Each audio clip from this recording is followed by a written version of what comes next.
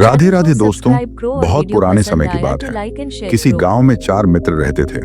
एक जाट, एक नाई, एक कुम्हार और एक ब्राह्मण। चारों का आपस में बड़ा याराना था और वे साथ साथ ही जाते थे। एक दिन ब्राह्मण दोस्त ने अपने तीनों दोस्तों को सलाह दी कि क्यों ना हम तीर्थ करने चलें। उसने कहा कि पता नहीं बुढ़ापे में हमारे घुटने साथ देंगे या नहीं। अभी हम युवा हैं, सो युवावस्था में ही तीर्थ करके आ जाते हैं। चारों दोस्त 4 धाम की यात्रा के लिए पैदल ही चल दिए।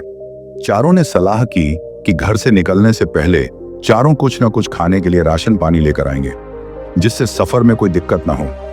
राशन पानी साथ रहेगा तो जहां भूख लगेगी वहीं बनाकर खा लिया जाएगा। कुम्हार और जाट तो पूरा राशन पानी लेकर आए। उन्होंने सूखा सीधा और अचार पराठे भी बांध रखे थे। पर ब्राह्मण और नाई को तो दूसरे के घर खाने की आदत होती है, इसलिए दोनों ने ही कुछ नहीं लिया। चारों दोस्त चल दिए। रास्ते में जहां भूख लगती या तो कुम्हार अपना खाना देता या जाट। इसी तरह उनके 2-4 दिन तो निकल गए।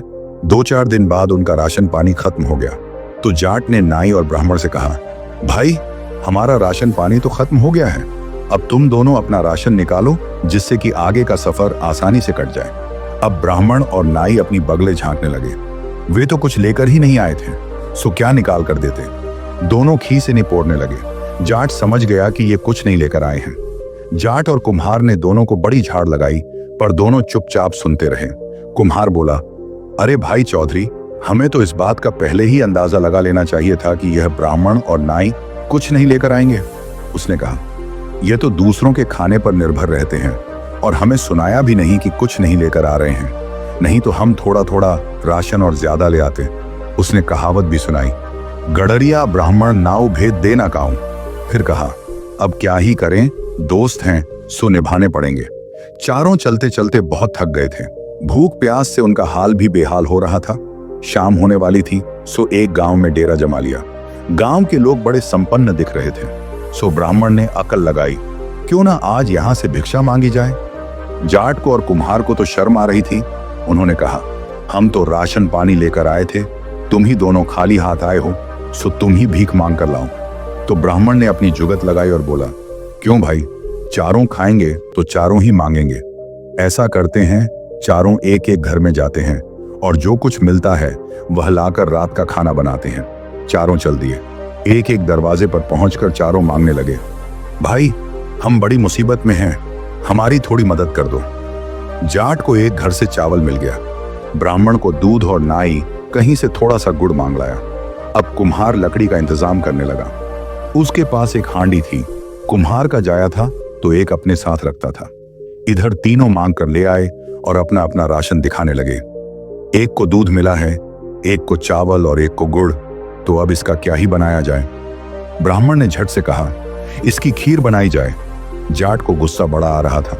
जाट ने कहा, हाँ, हर अमावस पर जजमान के घर खीर खा खा कर तुम्हारा पेट नहीं भरता। तो ब्राह्मण थोड़ा लज्जा यासा होकर चुप हो गया। अब सलाह बनी कि इसकी खीर ही बनाई जाए। आग जलाकर चूल्हा तैयार कर दिया गया और मिट्टी की हांडी रखकर उसमें दूध डाल दिया। दूध उबलने लगा तो चावल और गुड़ डालकर उसे धीमी आंच पर पकने के लिए छोड़ दिया। धीमी आंच पर पकते पकते खीर की सौंधी सी खुशबू फैलने लगी। सूंघकर तो जैसे भूख और ज्यादा बढ़ गई। अब यहां भी पंडित ने अपना दिमाग चलाया। पंडित ने सोचा, थोड़ी सी खीर बनी है, अगर ये चारों में बटी तो कितनी कितनी ही पल्ले पड़ेगी। क्यों ना कुछ ऐसी जुगत बिढ़ाई जाए कि सारी खीर अकेले में ही खा जाऊं। सो उसने अपना दिमाग चलाया और योजनाएं बनाने लगा। थोड़ी देर में ही खीर पक गई। अब हांडी को नीचे उतार लिया गया चूल्हे से। चारों पेड़ के पत्ते तोड़कर लाए और उन्हें कटोरी की शक्ल दे दी गई। अब ब्राह्मण ने अपना दिमाग चलाते हुए कहा, क्यों ना भाइयों, हम एक खेल खेलें। इस खीर को वही खाए जो सबसे अच्छा सपना देखे। थोड़ी सी खीर है, अगर ये बटेगी तो कितनी कितनी ही पल्ले पड़ेगी। क्यों ना जो सबसे अच्छा सपना देखे वही सारी खीर खाए और बाकी सब अपना नसीब मानकर भूखे रह जाएं। अब सबको यह बात जम गई कि कोई एक तो कम से कम पेट भरकर खीर खाए।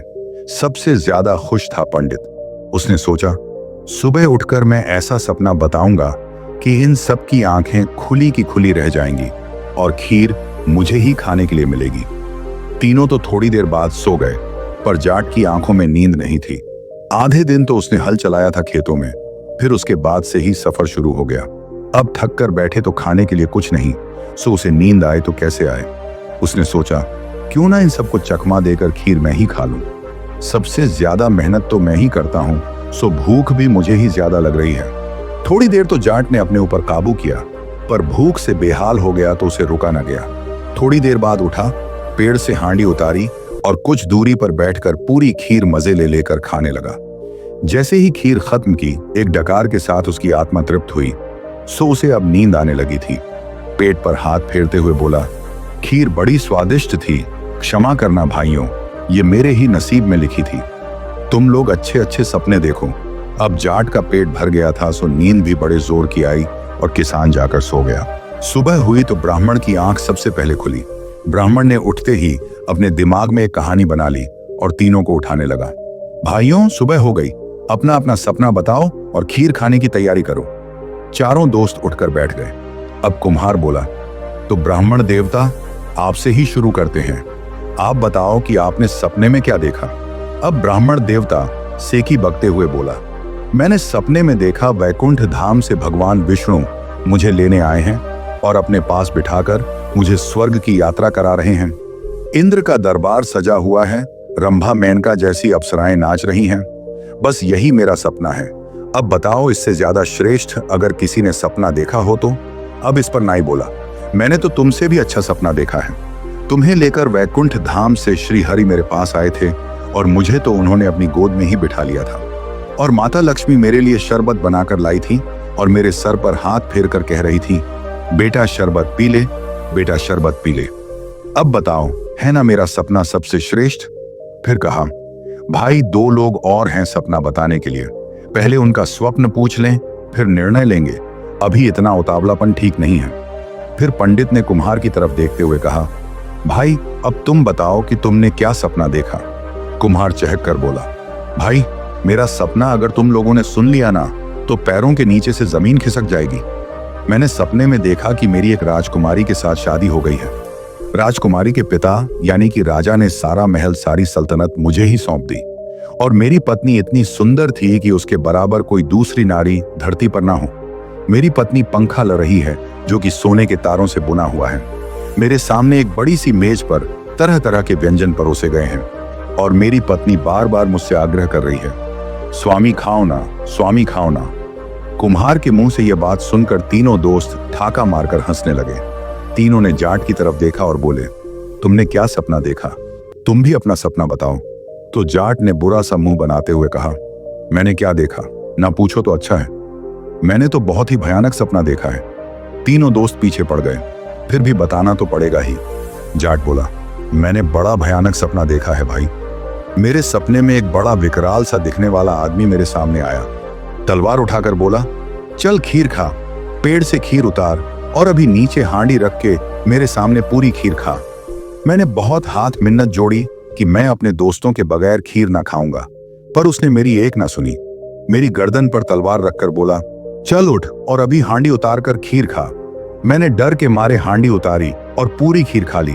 न खाता तो आदमी मुझे मार डालता।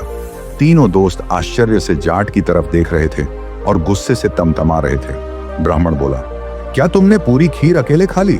हमारा ख्याल ही नहीं किया। जब वह आदमी तुम्हें धमका रहा था तो तुमने हमें क्यों नहीं उठाया? तो जाट ब्राह्मण से बोला, भाई मैं तो तुझे उठाने आया था, पर तू तो भगवान विष्णु के साथ गरुड़ आसन पर बैठकर स्वर्ग की सैर कर रहा था। और यह नाई महाशय, ये तो स्वर्ग की अप्सराओं का नृत्य देख रहे थे और इतने भाव विभोर हो रहे थे कि मेरी बात को अनसुनी कर गए।